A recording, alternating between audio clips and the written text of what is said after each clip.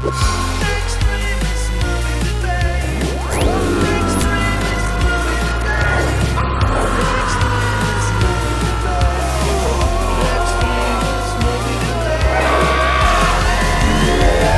the Extremist Movie Debate. And tonight we're talking 2016's Hardcore Henry. I'm Joe. I'm Ethan. One of us is going to love it, one of us is going to hate it. Let the coin decide their fate. I love it. I hate it. Thank Christ.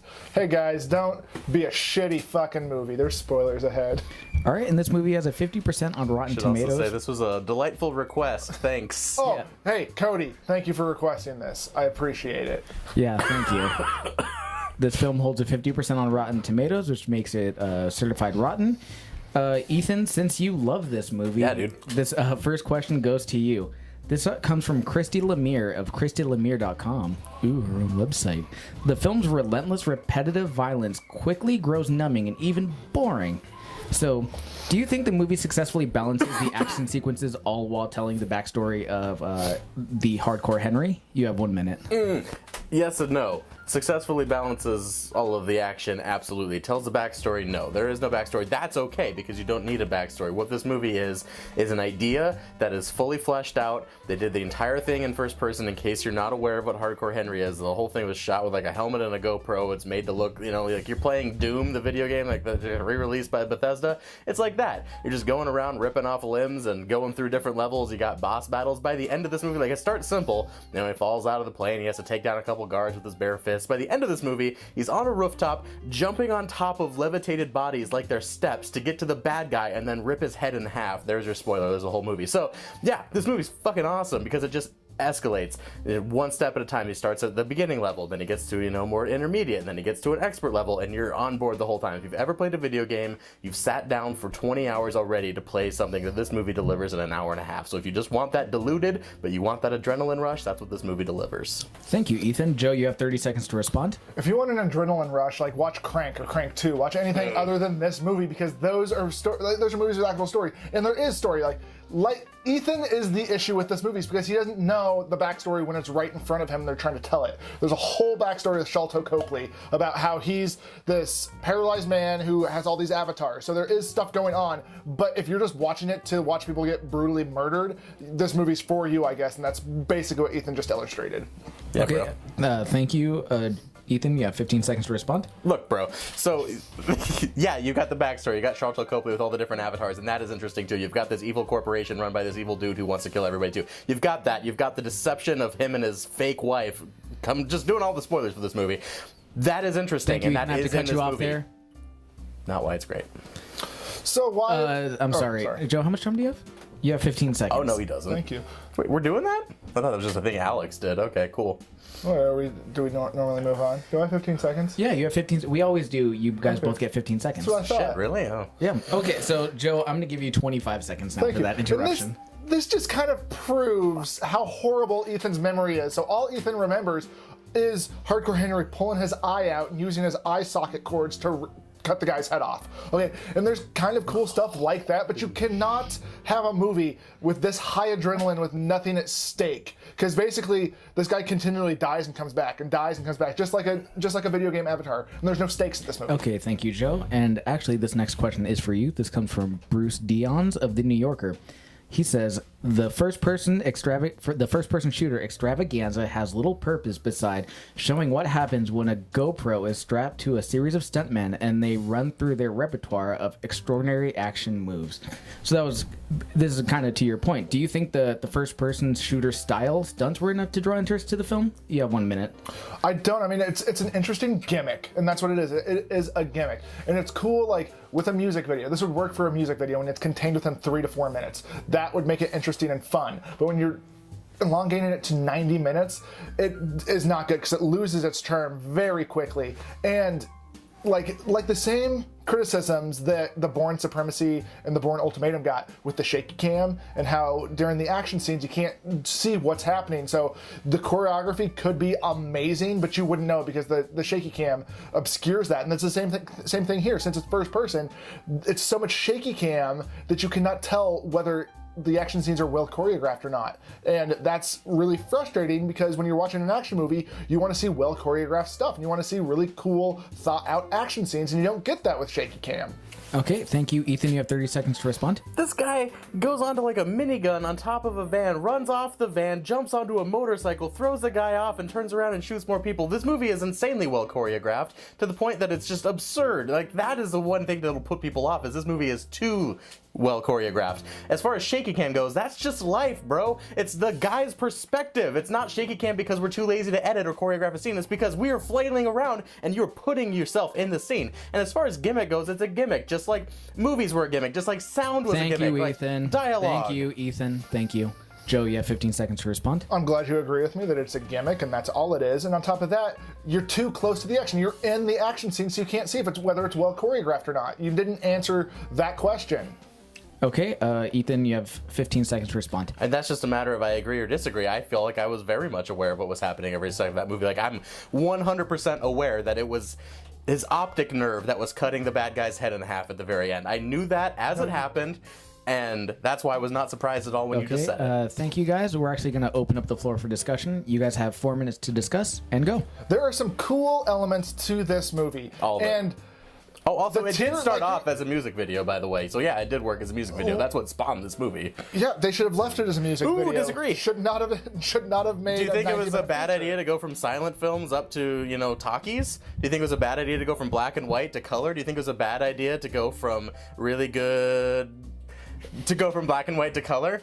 See, I kind of see what you're getting at, but The next iteration diffused my point. You're arguing the wrong thing because you're talking about technical aspects of filmmaking and not the perspective of filmmaking. So the way they made this movie, What you're saying is nobody should attempt to do anything differently. Technically, all they did was strap a camera to his head. And if you want to make the argument that you're apparently going to die in the hell for, you should be talking about 3D, or you should be talking about 48 per second frame rate. I didn't say any of that. Those are the things that are equivalent to black and white to color, or from silent to talkies. And it's working within the confines. I don't know. I think that's just to put people in the seats. I don't think that's going to stay. But what within the confines of those technical aspects is what's moving forward, and that's what people need to get used to. Nobody, like Facebook didn't spend billions of dollars to buy the Oculus Rift because first person wasn't cool. First person is cool. That is the future of movie making. Do we want to watch? It's great that this movie took that leap. Maybe you don't absolutely love it. Maybe you don't think it was flawless, but I do, and I think that it was at least a very bold decision. We were talking about Three Kings the other day and how David O. Russell took some different decisions. I have a question. Do you want to watch a first-person comedy? Absolutely. Do you want to watch a first-person drama? Oh my God! Can you imagine a slapstick first-person comedy? Imagine hold on. Please explain a slapstick scene. Can you imagine first person? somebody stumbling around, getting hit in the face with pies, and getting tripped on banana peels? Are you the one getting hit with pies? It'll be so funny because I won't be affected at all, but I will still be laughing. I will be laughing. You're not going to see the person get hit with the pie. Okay, what if you're not going to see the guy stumble? The person who throws you're the just pie. going to be seeing very shaky cam as you roll down. Everything's going to be blurry and obscure. What if it's from the other perspective? Anything. That could be the sequel. So the other perspective, a guy is hitting coconuts with a baseball bat at the first person perspective guy. And it could be. I'm not the filmmaker. I'm just saying there is potential. There is potential and there is a future. And I'm just saying you're being overly cynical of things that in the past have proved to be the right decision. When you take a bold step, you're making a step in the right direction. You are on the wrong side of history. Just like anything, you need some distance between you and a story to empathize with it, because you can't literally walk in somebody's shoes. That's not true. That's not true. The first 10 minutes of this movie, Henry extends his hand to let his girlfriend / wife / caretaker into the pod with him, even though there wasn't room. And that's the moment where, the hero saves the cat out of the tree. That's the moment where, like, I love this guy, I'm on board with this guy, and I empathize completely. Okay, I'm not talking about hardcore Henry specifically. I'm talking about, like, POV, like first person perspective. And I think you need. Well, you're saying that you can't connect through POV, and I'm saying that I connected within 10 minutes of this movie. With comedies, you're going to need a little bit of distance because it's too close if you're in the scene. Look, you say that as somebody who's never been able to experience it before. When you're talking about give it to a couple violence, good people. Mindless violence. That's like 3D wasn't that great until James Cameron made Avatar, until Scorsese made Hugo. So all of a sudden, it's like this is a very viable option to do movies in 3D. Somebody ever saw The Blob in 3D? Well, that was good 3D. That's what I'm saying. It was good. All right, guys, I'm going to cut you off there. Before we find out what you really think, Joe, can I ask you a question? Yeah. Who the hell hits a coconut with a baseball bat ever in movie history? That's what It'd be I'm a really saying. good 3D gimmick, though. It's going to be a really funny scene in a comedy that Ethan and I are working Let's just remake Castaway. He just plays baseball with coconuts. All right, by so himself. how did you guys really feel? I mean, it is a gimmick. It's a bit of a slog, and I think that's just because like the first person gets really tiresome, and like you don't get a whole lot of the story, and any sort of kind of interesting stuff they could have done. I heard somewhere recently that interesting is a non-word and you shouldn't use it. So every time I say interesting, I might roll my eyes at myself. We did a whole supercut of all the times we said interesting once. Apparently it's a non-word that doesn't mean anything. Anyway, Cool. They could have done intriguing things. Like there's the whole backstory stuff with Tim Roth. Tim Roth is barely in this movie, by the way. But there's all this stuff with Tim Roth, and then the main bad guy and Hardcore Henry are maybe brothers, something like that. And shit like that, if they would have expanded on shit like that, it could have made the connection and the actual emotional story to this movie a bit more and a bit deeper, and maybe it could have like overcome its gimmick. But as Hardcore Henry stands where it's at, I mean, a lot of violence. I mean, they really hit the violence hard, which is fine, but that's all they really had. I mean, that's all they really had. So they wanted to make the most violent video game they could have, and that's really frustrating from a film goer standpoint. Yeah, they do double down on the violence, absolutely. And so for me, I felt like it was too much, but then there was also a part of me thinking, I played all this in a video game anyway. It's not that big of a deal to me. But to know like this exists in a more realistic sort of setting than, say, Doom, yeah, it's a little bit upsetting. But what upset me much more is that I was extremely bored with it, that it comes out of nowhere. Like, I like the excruciating violence if there comes some sort of justification from the story for it. There wasn't in this movie. There was no story really to grasp it at all. So I felt like it was a gimmick. It is a gimmick that has potential. I mean, I even said it, we watched it together. I kept saying, God, this has such potential. You know, it's like taking a horror thing and doing like Alien Isolation or something, where it's a game that tries to do something different. You take the first person perspective, the first person shooter, and instead of shooting things, it's I gotta hide. You got the claustrophobia and you've got the fear, and that makes it much different from the genre, and I feel like they could do something like that with this movie or with future movies, but because this movie kind of sucked ass so hard, they probably won't do future movies. Yeah, I would say for me the best parts of Hardcore Henry were like the action sequences that weren't him fighting people, like the part with him like climbing, like parkouring up the building. Yeah, like that was really cool because you could actually like focus on something, or I like just turn to Joe and say, this is just Mirror's Edge, I want to play Mirror's Edge. Or like the moment where it's him and Charlton Copley and they're like doing Charlton's the World War II guy, and they're doing like descending the stairs. Like even that was like a very minimal action sequence, but then when it's like him like with the escalators and running through the city, you can't keep up. And I mean, even if you play like first person shooters, this was like pretty extreme.